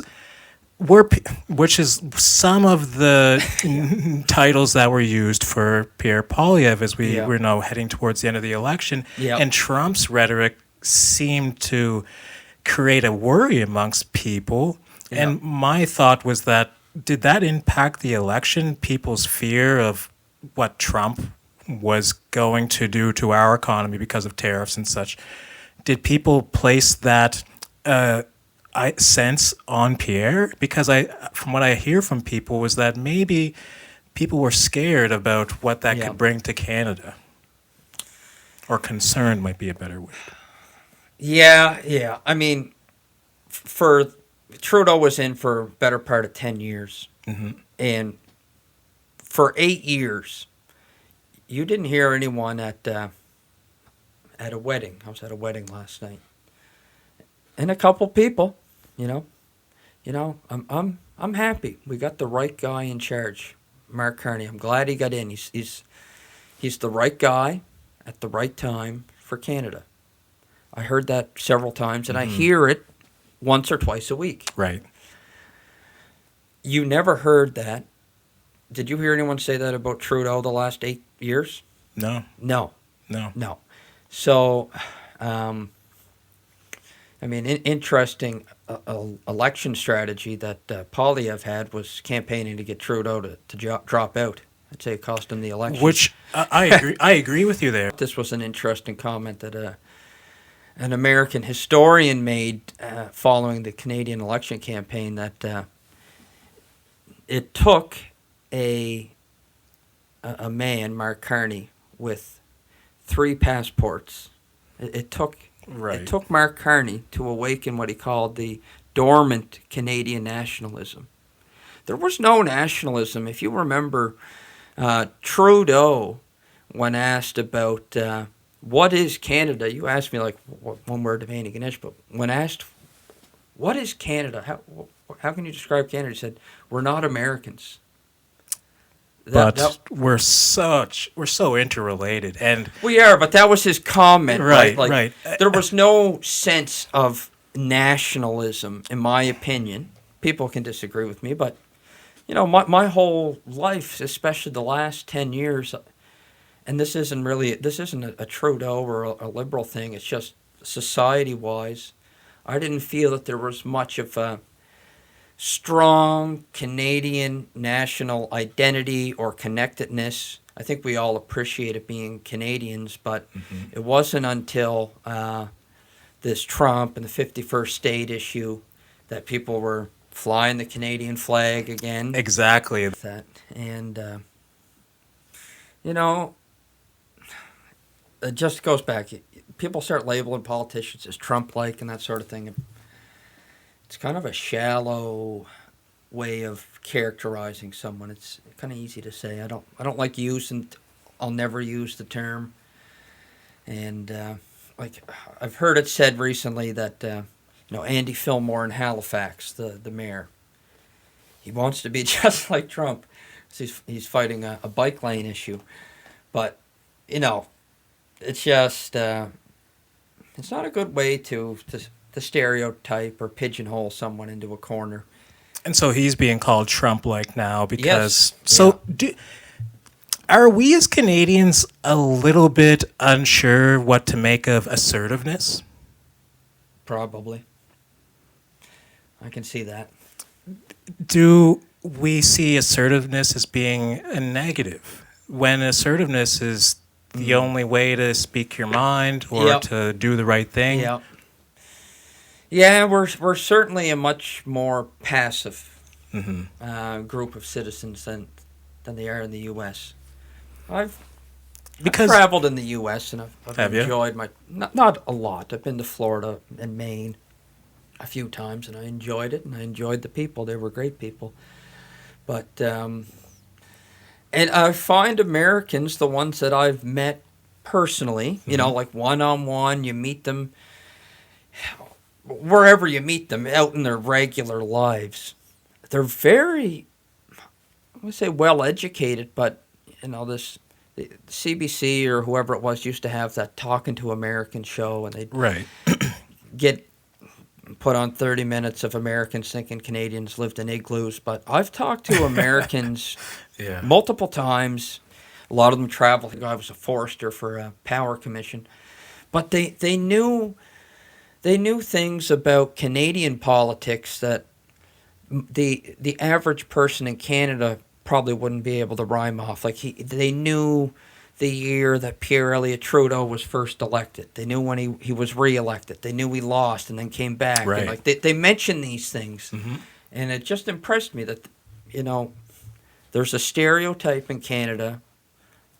Correct me if I'm wrong. Dumb Americans.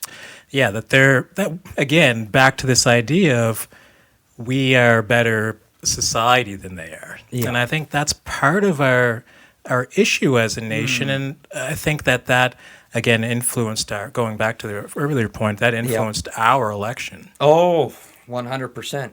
100%. So we will see what happens. It's we're in for a very tough negotiation, I would say. And yes, like people, they said, you can't negotiate with Trump. He's so unpredictable. That's a negotiation tactic. It is. Yes. It is. It is very hard to negotiate with someone who's unpredictable. It's a great strategy that's the point. For someone to that's employ. The point. So it's funny. We're gonna have some very strong headwinds, I would say. I'm hopeful and optimistic, like they can work out a good deal, but And Mr. Carney was supposed to be a gentleman who was, very well versed in many discussions and in, dealing with making deals. It was, I think, what he mentioned, that he's a very good deal maker. Yeah. But we haven't seen that in the first few months. And I think tariffs have actually gone up 10%. Yeah, he's in a different game now. Mm-hmm. Like, he was a banker, and that's, no question he would have had some pressure cookers of decisions to make when he was with the Bank of Canada and the Bank of England. And then with Brookfield Asset Management, big portfolio, right? But right. This is a different game, and we are in tumultuous times. Mm-hmm. There's, the Middle East is one example. Ukraine is a serious example right now. Mm-hmm. The EU, I guess, I hope it's very well thought out when we move towards a very much U.S. trade-centric policy to completely abandoning that, it seems, to an EU-focused trade policy. Because they're across an ocean. Mm-hmm. That adds cost. Yeah, they're not our neighbor. They're not our neighbor. They're an ally, and we have a parliamentary system that comes from the UK. And we know we're still, some way or another, I guess, part of the monarchy. Mm-hmm.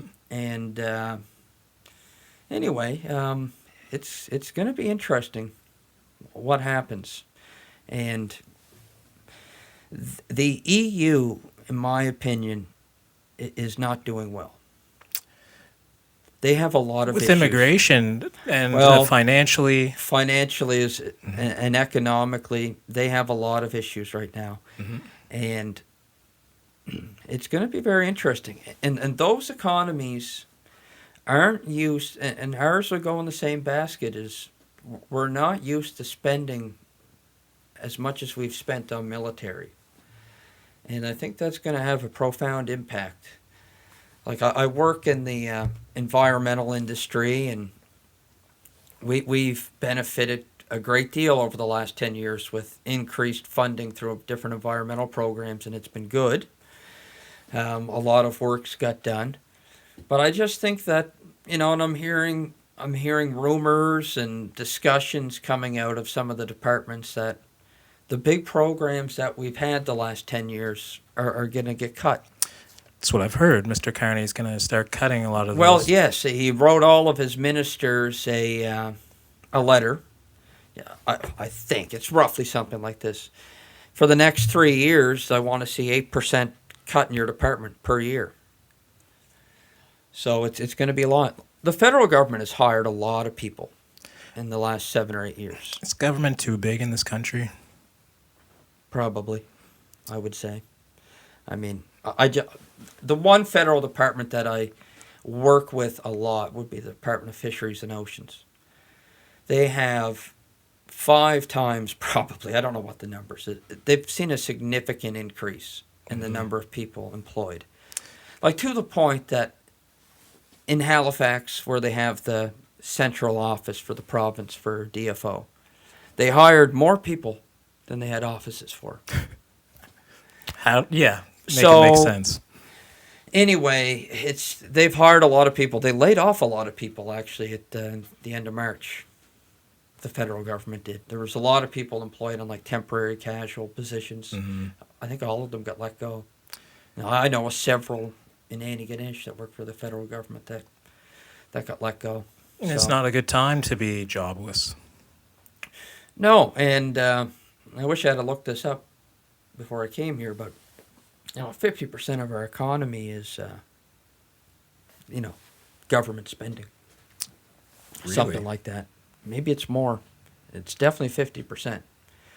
Federal, provincial.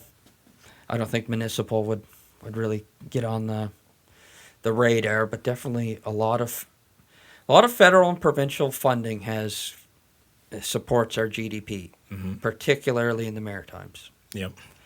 And that's a dangerous position to be in for an economy. That's that's why I get I am passionate about rural entrepreneurship and rural economies and like to see them succeed, because I think it's very important, because we may see it sooner than later. Federal government austerity could have a profound impact on our economy. Right. And we need to be aware of that, because if the purse strings get tightened, if it's 50% of our economy reliant on the federal government, every dollar that they don't spend is 50 cents comes out of our economy. Mr. Poilievre had a sense that if he were prime minister, he would kind of have, for like every dollar spent, there would have to be a savings. Yeah, I remember that. Does that make sense? Yeah. I mean, as far as like being fiscally responsible. I can see his point. I mean, I've heard that type of, I don't want to call it rhetoric, but that type of talking point. Yeah, talking point. I mean, there's a lot of excess, I would say, that probably could be trimmed in some way or another, but he just I don't think the people behind him and organizing his campaign, they didn't connect. And I hate to say it, because I don't want to criticize someone by their appearance, but a lot of people just didn't like the appearance. I mean, I'm not saying I'm judging him by his appearance, but I heard that from so many people. Yeah. Do Canadians at all fear sometimes the boogeyman of what conservatism might mean? Yeah, I would say that's probably true. Because we saw what was going on in the United States, landslide election. Yeah. And you felt like, well, it can't be all that bad if, people are voting for it this time around. They had a Democratic president before, and now they're going back to conservatism a little bit more, trying to, look at it in that way. Yeah. But it seems like that is what started the impetus for us to, be a little bit apprehensive about leaning into Mr. Poilievre. Maybe we need to have a little bit more, understanding about what conservative values are. Yeah. The Conservatives haven't had a charismatic leader in Canada in a long time. Yeah. When Harper was in power, I wouldn't characterize him as charismatic. Mm-hmm. And I think that goes a long way. And, it was just, no, it just didn't, they haven't found their, I want to call it a niche, but yeah, they've really struggled to get enough voters to win an election, I'll put it that way. I mean, they lost against Trudeau a couple of times. Absolutely. So, is it okay, Nick, if I play a clip that just goes along with that, and I can just ask your opinion on it, please? Yeah. Okay. Finally, I wanted to ask, when you're talking about seeing individuals engage in that anti-authority and perhaps escalating their beliefs or their motives in that level, I'm wondering what the public can do in order to be vigilant, or what they can do to help in trying to ensure that there is safety and security on that front. Now, just a little bit of reference. This was the conversation that was being had about the Canadian military, and we had the gentleman who it seemed like they were going to, they were doing military activities. They were going to, take over land in Quebec, and these people were in the Canadian military. They've been, I think there's like a process going on now in the courts about, whether that was like an honest thing or whether they were just doing outside training. But there was a group of gentlemen in the Canadian military that have been charged with the idea to like incite violence on Canadians. And I'll continue the rest of that clip. Well, radicalization in general quite often will show by people isolating themselves and changing their behavior, like changing what they're saying on a subject, like becoming more extremist. If someone was very believed in equal gender rights, but all of a sudden are leaning towards like traditional values, and that might be a sign that they're becoming more extremist. But we also have to remember that having the most extremist views is perfectly legal in Canada, and that it's only acting with violence to prove that view that becomes a criminal offense. So that was the RCMP staff sergeant saying that traditional values might lead towards, I guess you could call it negativity or like extremist, extremist activity. Yeah. Again, back to our conversation about conservatism. Even she seems to acknowledge that traditional values, which would be seen as conservatism, would lead to extremist values. Although she does mention that you can have any view that you want. Right. But doesn't that kind of shine a negative light on conservatism and traditional values? Well, yeah, I would say it does. And what do they mean by traditional values, right? Mm-hmm. Yep. Like, the problem is... Are they talking about people who have a religious bent? And That's my impression, is Yep. what I understand, Yep. and that these young men, Yep. for whatever reason, chose to incite this potential violence because of their traditional values, but they would So be... did they incite violence? They planned on this, is what... Okay, is- I'm not familiar with the story, so... This was recent? Yes, yeah, Well, violence is never good. of course. And I don't even know what would be traditional about violence. I wouldn't characterize violence as a traditional value. Either would I. And, is that what they were actually about? Like, we're going to incite violence to support traditional values, or did they have one or two things in mind? Exactly, something more specific. Or was it something actually, what I wouldn't be surprised with is they had extreme views, violence being one of them, and then very, I don't want to say disingenuously, but there seems to be this push in the media.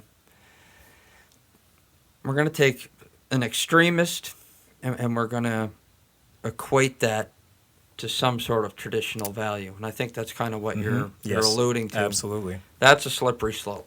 Absolutely. And, not even fleshing out what do they mean by traditional values. Yeah, it's unfortunate. Well, I think probably part of the reason you're doing a podcast and why a lot of young people, they've really just tuned out of the mainstream news. Yeah. Yeah. And the problem is in 2-minute clips or 30-second sound bites, you can't talk about any issue properly. Mm-hmm. Which is, I listen to some podcasts, not as much as I'd like, but long-form content has obviously found a real market. Mm-hmm. And people are thirsting for full discussions where people can expand upon ideas, defend positions, and I don't know. It's this is a demographic thing, in my opinion, because I don't see a lot of under 40s watching the news. Right. They're But watching podcasts. I don't see a lot of maybe over 40s. I think it'd be a little different than that, but just general. They watch the news more. They don't. Yeah, they're less on podcasts, and they're accustomed to it. Mm-hmm. It is, I think we all can hope for fair and thoughtful news coverage.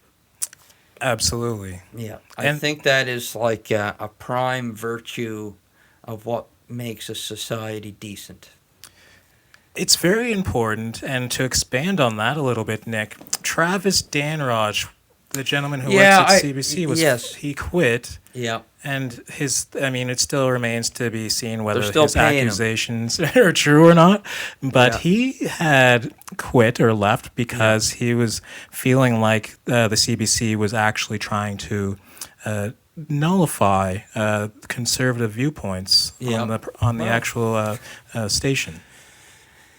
Is that why he left? I never got to the bottom I read. of it. That's what I read. That were his points. That he wasn't allowed to have the conversations that he wanted. Yeah. There seemed to be like a twisting sometimes when there would be certain things said, and that also like there was just a sense of like not willing to give the same kind of airtime towards conservative speakers in comparison to liberal speakers. Doesn't surprise me. From when I watch CBC, I definitely get a sense, at least a visceral feeling, beyond words and symbols, that they lean left. And I mean, that's just, maybe I'm biased a little bit, but from what I sense, it seems liberal leaning. That's another part of our perhaps problem. How we see conservatism, and it's like, does that have something to do with Trump? Does it have something to do with not accepting, whether people think that conservatism accepts trans ideology or things like that? Yeah. There's lots of stuff coming up, but it seems like it's been put underneath a negative umbrella, but these are just people with different opinions than you. Yeah, I'll tell you, when society as a whole, organizations, families, you make the Russian doll smaller, you know what I mean? If you can't have hard conversations, difficult conversations, you're going to have issues. Big time. And I think that's the problem with the mainstream media, is they won't allow full debate and conversations on a multitude of issues, and it's a little depressing. It's unfortunate. Right. And because journalistic integrity is supposed to be, just a non-biased. It's just, you kind of see the points as like they're made, and you relay that to the Canadian public and let them make their decisions. Yeah, well, it's unfortunate because I don't think there's much of a balance in mainstream news, and they're heavily funded by the federal government. Exactly. CBC is wholly funded. Even CTV is, 50% funded. Yep. It's a major, that's just, and I don't know what the answer is, because things have really changed in the media news world. Like newspapers, local example, the Casket. We don't even have one. Yep. The Chronicle Herald.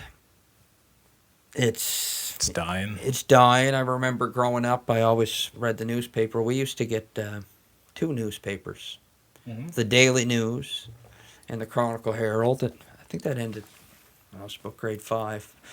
But, and then we were able to get the Globe and Mail delivered. And, it's, I don't know what the answer is. The marketplace, well, maybe the marketplace in some ways has actually come up with the answer through podcasts and YouTube. I get a lot of my news from YouTube. Yes, me too, actually. Yeah. And, I mentioned earlier, I always enjoy hearing different perspectives. And even if you don't agree with them, actually, it can make your own opinions and perspectives stronger. But in a democracy, we should at least be willing to agree to disagree, right? Even if we can't find, a common, thing to agree on, we should at least say, like at least we heard each other out, and the news should especially be a proponent and a champion for that. Well, that was kind of the hope, I guess, when we started this Yep. society. Yep. Was it's there's a lot of tough questions out there, and you're bringing them up. And I mean, the people that are working for CBC, like, we're no better than them. They're only people. They Yes. have their 100%. their upbringings or like their feelings on certain issues. Well, man, it's been a great conversation. Just before we finish up, Nick, if you could leave people in Antigonish with one message today, what would it be? Well,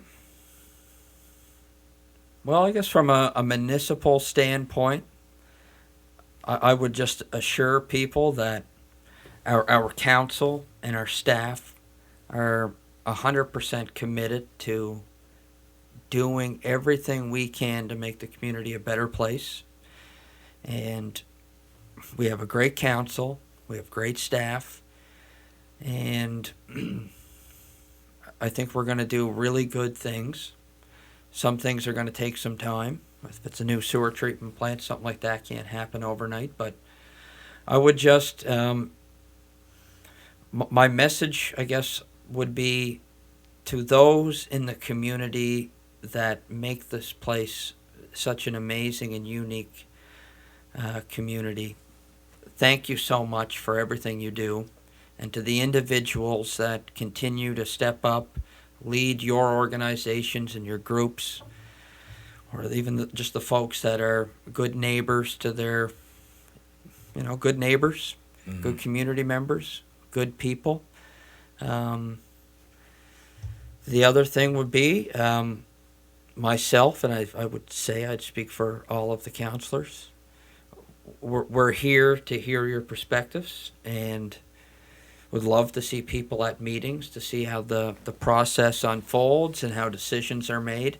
I think everyone would benefit from at least one trip a year to a council meeting. It's I wouldn't say it's boring by any means. A lot of times it's quite interesting, and we have presentations from groups and individuals from all across the community. It's a great way to stay involved, and stay optimistic. That would be my final message. Wonderful, Nick, man. It's been a pleasure having you here. Oh, thank you very much. Wonderful conversation. Yep. And all the best to you and your family. And, Thank you. of course, to you and your council work. And as warden, we wish you the best. And very proud of you, man. Thank you, Janai. I appreciate well that. done. You're a heck of a smart guy, and you're putting in a lot of work. And you got family stuff going on. But I just want to say, really appreciate you coming and really appreciate what you're doing for the community. Thank you. I appreciate that. And until next time, everyone, this is Janai Sampson and Nicholas MacInnis, and have a good night.